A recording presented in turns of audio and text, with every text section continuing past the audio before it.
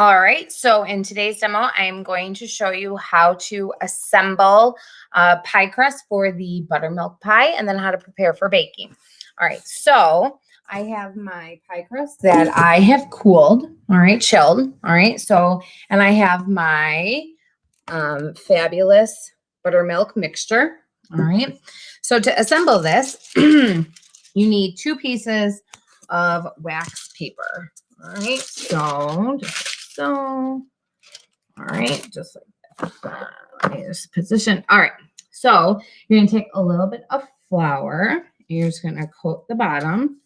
It is best when you're rolling out pie dough that you use 2 pieces of parchment paper, or I'm using wax paper. Whatever you have, it's gonna make it so much easier. And you wanna roll this to be about 9 inches circular, okay? And then about a 1/4 inch in thickness. All right. Now you should use a rolling pin. It's going to be best for getting it the right dimensions. If it's bigger than the 9 inches, totally fine. All right. So just like so. Perfect. Let me get my pie pan.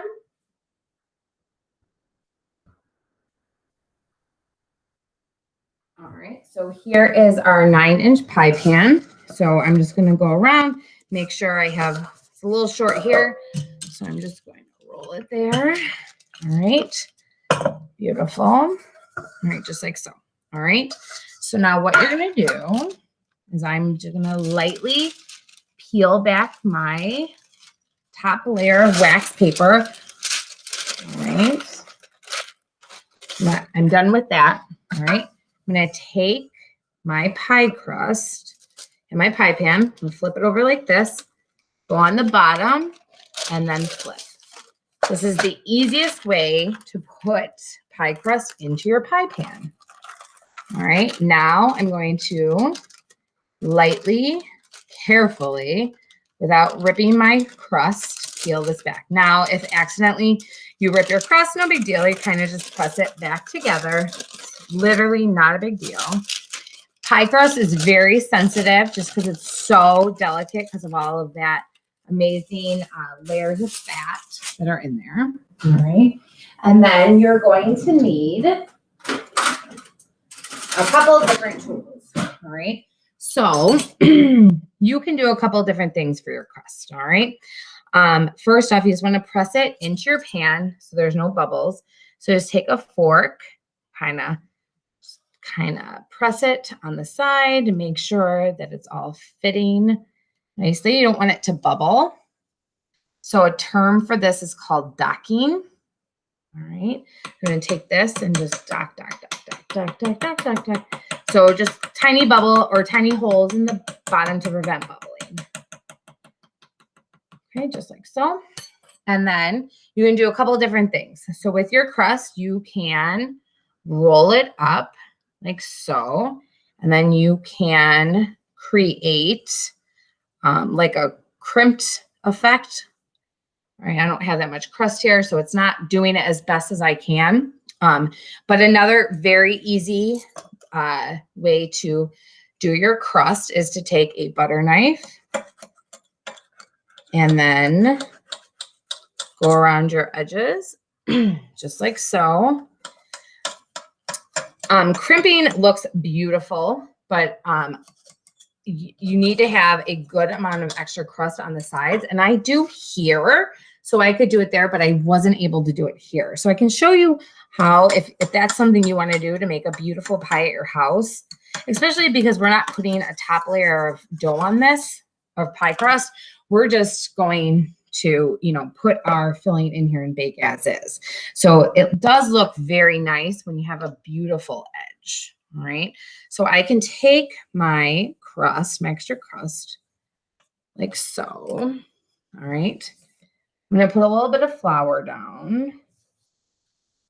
All right. And I'm just going to roll this a little bit. Just like so. All right.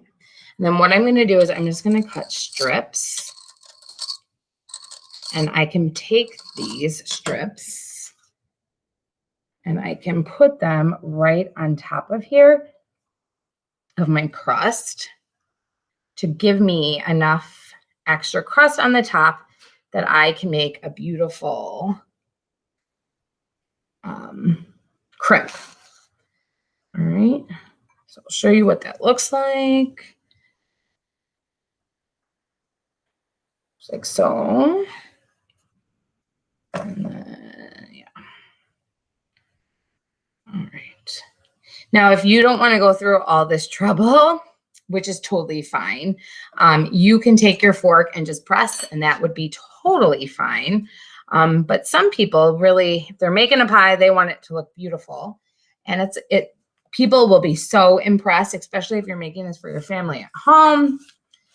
Be so impressed. Okay, so take your 2 fingers, all right? And so 2 fingers, and then this finger here, I'm just going to press. Okay, just like so. Now, if I would have rolled this out a little bit more, so it would have been like, 2 inches off the edge, I wouldn't have had to take that extra dough, but it wasn't equal. So that's why I took that extra dough and put it on the top. So it was easy for me to go through and do my crimping. But you'll see, I mean, it looks absolutely beautiful. And if you are a student with Miss Simzak at West, she does the best crimping.